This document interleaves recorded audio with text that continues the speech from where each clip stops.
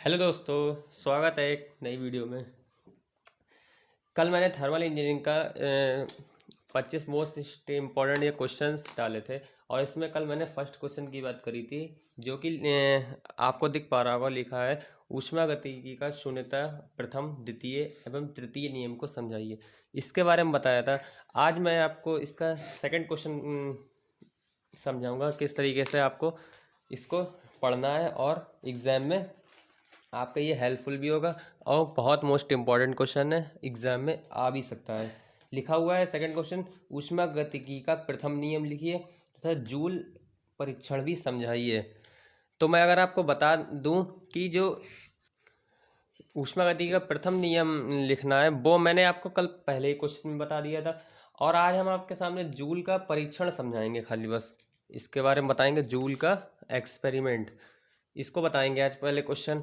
और जो है बता दें आपको कि ये इतना इम्पॉर्टेंट क्वेश्चन है, जूल परीक्षण जो है बहुत ज़्यादा इम्पॉर्टेंट है, आपके एग्जाम में आ जाएगा ये। और जो है ये जो पहला वाला क्वेश्चन है ये मैंने कल बताया था और अगर आपने नहीं देखा है तो मैं इस वीडियो के लेक्चर डिस्क्रिप्शन में आपको लिंक भी दे दूंगा पहले क्वेश्चन की, तो आप वहाँ पर से जाकर देख सकते हैं। नहीं तो आपको मैं सेकंड क्वेश्चन आज बता रहा हूँ। तो चलिए बात करते हैं सेकंड क्वेश्चन की, जूल का एक्सपेरिमेंट किसे कहते हैं और कैसे इसका क्या है सब होगा, सब वीडियो में आपको बताया जाएगा। तो नए चैनल को सब्सक्राइब करें। चलिए वीडियो की शुरुआत कर लेते हैं। तो दोस्तों आपको दिख पा रहा होगा, देखिए लिखा हुआ है पहले सबसे, एक्सपेरिमेंट ऑफ जूल्स, जूल का परीक्षण। तो किससे कहते हैं जूल का परीक्षण, क्या है इसमें देखिए एक डायग्राम बना हुआ है और इस डायग्राम की हेल्प से हम जो है इसको समझेंगे। पहले डायग्राम को देखते हैं फिर इसके बाद में जो है इसको रीड भी करके दिखाएंगे। देखिए ये एक कंटेनर लिया गया है और इस कंटेनर के अंदर इसमें द्रव के रूप में जल भरा हुआ है, आपको लिखा भी दिख रहा होगा। और यहाँ पे इसका ये थर्मामीटर लगा है, इसके चारों तरफ इसमें जो है कुचालक पदार्थ की यानी कि एक लेयर चढ़ा दी गई है और साथ में ये इसके इधर लोड है, जो लोड को जो है धीरे धीरे क्या कर रहा है नीचे लाने की कोशिश कर रहा है। ये इसके कारण ये इसमें जो है एक पहिया लगा हुआ है, उसकी सहायता से जो है इसमें लोड ऊपर से नीचे आएगा और जो है इसमें जो भार होगा वो इसको जल में इसके परिवर्तन आएगा, तो वो जो है थर्मामीटर लगा है उसके द्वारा इसको नाप लिया जाता है। तो चल और ये निकाय परिसीमा यानी कि ये इसके बाहर की निकाय परिसीमा यानी कि सराउंडिंग है। तो देखिए पढ़ लेते हैं इसमें क्या लिखा है, उसके बारे में फिर सब धीरे धीरे समझ में आएगा। लिखा है इस परीक्षण में एक पात्र का उपयोग किया था, मतलब क्या है, एक कंटेनर का उपयोग किया जा रहा है इस परीक्षण में। फिर लिखा है जिसमें तरल पदार्थ जल भरा होता है यानी कि जल भरा हुआ है इसके अंदर। फिर लिखा है तथा इस पात्र कंटेनर के चारों ओर एक कुचालक पदार्थ की परत चढ़ा दी जाती है यानी कि चारों ओर इसके, ये देखिए ये हैचिंग लाइन से ये दिख पा रही होगी आपको, ये इसके चारों ओर क्या चढ़ा दी गई है, परत चढ़ा दी गई है। फिर क्या लिखा है, अब पात्र में भरा, अब पात्र में भार को,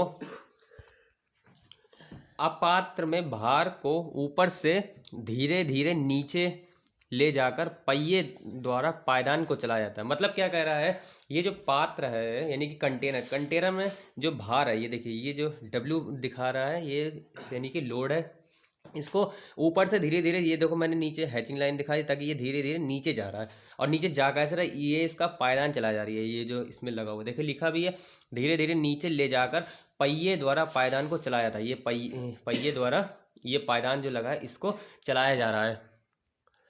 फिर देखिए क्या होगा, इसमें लिखा है इस क्रिया के दौरान तरल पदार्थ के ताप में वृद्धि हो, यानी कि जो तरल पदार्थ भरा हुआ है इसके टेम्परेचर में कुछ घटा मतलब वृद्धि होगी। जब ये मतलब लोड जो है ऊपर से नीचे की ओर जाएगा इस पायदान के द्वारा चल एक मतलब चक्कर घूमते हुए, तो क्या होगा, इसका जो तरल पदार्थ भरा हुआ है इसमें जो है टेम्परेचर की वृद्धि होगी। लिखा भी है इस क्रिया के दौरान तरल पदार्थ के ताप में वृद्धि होती है तथा इस ताप में हुई वृद्धि को, और जो ताप में जो वृद्धि होती है उसको फिर क्या करा जाता है, थर्मामीटर से माप लिया जाता है, थर्मामीटर के द्वारा माप लिया जाता है। फिर तरल पदार्थ में कार्य भार के कारण होता है, और तरल पदार्थ में जो कार्य है ये कैसे होगा, ये जो इसका जो भार है ये भार ऊपर से नीचे इसी के कारण ही इसमें जो है वृद्धि हो रही है। तो ये इसका डायग्राम और इसकी ये थ्योरी लिखी है, जिसके माध्यम से मैंने आपको इसको समझाने की कोशिश करी है। इस तरह से ये जूल एक्सपेरिमेंट है, आपको इसको पेपर में अटेम्प्ट करना पड़ेगा अगर आपके एग्जाम में आएगा। तो इस तरह से आप डायग्राम बनाएंगे और ये थ्योरी लिख कर आएंगे। फिर देखो लिखा अतः कार्य बराबर भार गुणा विस्थापन, यानी कि जो कार्य का फार्मूला भी होता है वर्ग का क्या होता है, फोर्स इनटू डिस्प्लेसमेंट, यानी कि भार वो बल गुणा विस्थापन। तो बल यानी कि हम यहाँ पे उसके रूप में ले रहे हैं, भार लोड के रूप में, और साथ में डिस्प्लेसमेंट, यहाँ से देखिए इसमें डिस्प्लेसमेंट हो रहा है नहीं हो रहा है भार, इस चक्कर में यहाँ पे डिस्प्लेसमेंट यानी कि कार्य का, और यहाँ कार्य ये देखिए लिखा है कार्य तो हो रहा है, तो इसलिए कार्य का फार्मूला लगेगा यहाँ पे। ये देखिए इसका ये फर्स्ट स्टेप था फर्स्ट, और इस अब इसके बारे मतलब ये जो है जूल का जो परीक्षण है 2 स्टेप में पूर्ण होता है। ये फर्स्ट स्टेप था, अब इसका सेकंड स्टेप के बारे में बात करेंगे। तो देखिए अभी दिखा रहे हैं आपको सेकंड स्टेप इसका। तो दोस्तों आपको देखिए दिख पा रहा होगा, ये इसका सेकंड स्टेप का डायग्राम है। डायग्राम फर्स्ट स्टेप में भी बनेगा और डायग्राम सेकंड स्टेप में भी बनेगा, 2 स्टेप में ये जो है परीक्षण यानी कि पूरा टेस्टिंग कंप्लीट होता है। तो देखिए इसमें क्या लिखा है, उसमें हमने एक थर्मामीटर की बात करी थी, लिया इसमें हम डबल थर्मामीटर आ जाएगा। और जो हमारा वो था, और ये द्रव तो वैसे ही वैसे भरा हुआ है। देखिए इसमें लिखा हुआ है अब पात्र के चारों ओर से कुचालक के आवरण को हटाकर जल में भरे पात्र में डुबो दें, यानी कि जो पात्र के चारों ओर से जो कुचालक जो लगा था, कुचालक पदार्थ था, यानी कि इस तरह से जो उसमें इसकी लेयर लगी हुई थी, ये इस तरह से ये जो है हटा करके अब इसके चारों ओर इसमें मतलब इसको डुबो कर रख दिया था, जिस तरह से ये देखिए ये चारों ओर इसके लगा दी गई, लिखा भी है, पढ़ सकते हैं आप। अब पात्र के चारों ओर से कुचालक के आवरण को हटाकर जल से भरे पात्र में डुबो दिया था, यानी कि जल से भरे पात्र में इसमें डुबो दिया जा रहा है। अब इसको फिर क्या करेंगे, इसमें देखिए लिखा हुआ है जिस कारण तरल पदार्थ जल से भरा पात्र प्रारंभिक अवस्था में, यानी कि जिस कारण क्या होता है, ये जो पहली अपनी पुरानी अवस्था में जो था, उसी पुरानी अवस्था में ये अब तरल पदार्थ वापसी आ जाता है, यानी कि जो ताप में इसके टेम्परेचर वृद्धि हुई थी वो पुनः अब जो है प्रारंभिक अवस्था में, जिस अवस्था में वो सबसे पहले थी नॉर्मल टेम्परेचर पर, उसी अवस्था में फिर ये वापसी आ जाती है। वही लिखा है देखिए जिस कारण तरल पदार्थ जल से भरा पात्र, यानी कि जल से भरा जो कंटेनर है, अपनी प्रारंभिक अवस्था में वापस पुनः आ जाता है।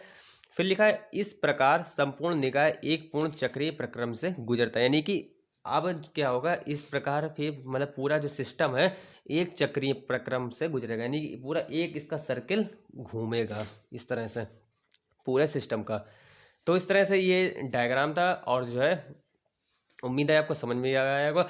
और अच्छा इससे अब निष्कर्ष क्या निकलता है, ये देखिए समझे क्या लिखा हुआ है इसमें, एक सिस्टम में किया गया कार्य, यानी कि सिस्टम में जो किया गया कार्य और दूसरे सिस्टम में किए गए कार्य के बारे, यानी कि दोनों सिस्टम है, यानी कि जो पहला डायग्राम और दूसरा डायग्राम, दोनों सिस्टम में किया गया जो कार्य है दोनों एक दूसरे के इक्विलिब्रियम यानी कि बराबर होता है, जिसे दोनों थर्मामीटर से माप कर अलग कर ले, दोनों को थर्मामीटर से माप करके अलग कर लेते हैं। और ये आपको दिख रहा होगा, ये जो साइन दिख रहा है ये जो है किसका साइन होता है, ये मतलब जो इसका चक्र घूम रहा है एक सर्किल, उसके लिए मतलब ये साइन दिखाया था, यानी कि एक चक्कर पूरा जो कंप्लीट हो रहा है। ये मैंने आपको कल भी बताया था,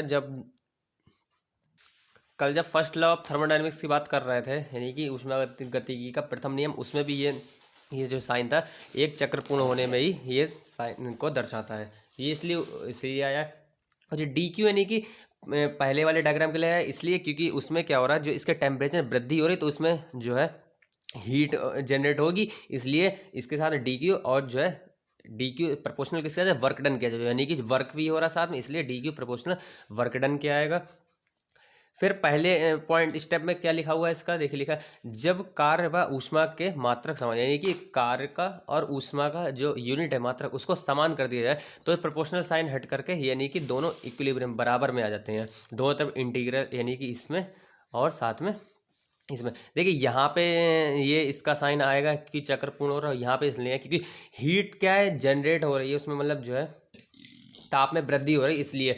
तो और चक्रपूर्ण क्या किसी वजह से हो रहा है, जब हम उस पर वर्क कर रहे हैं, तो इसलिए ये जो है वर्क डन पर ही इसका साइन दिखाएंगे आपको। बाकी इसमें सिंपल इंटीग्रल ही लगाएंगे। फिर दूसरे स्टेप में लिखा हुआ है जब कार्य व ऊष्मा के मात्रक अलग अलग हो, यानी कि अब कार्य का और ऊष्मा दोनों के यूनिट जो है अलग अलग कर दिए हैं। तो साथ में क्या आता है इसके, बस वही ऊपर वाला जो फार्मूला वही लिखेंगे, बस खाली इधर जे आ जाए। जे का मतलब यानी कि कार्य का मात्रक, और जो है जूल होता ही है इसलिए जूल आ जाएगा।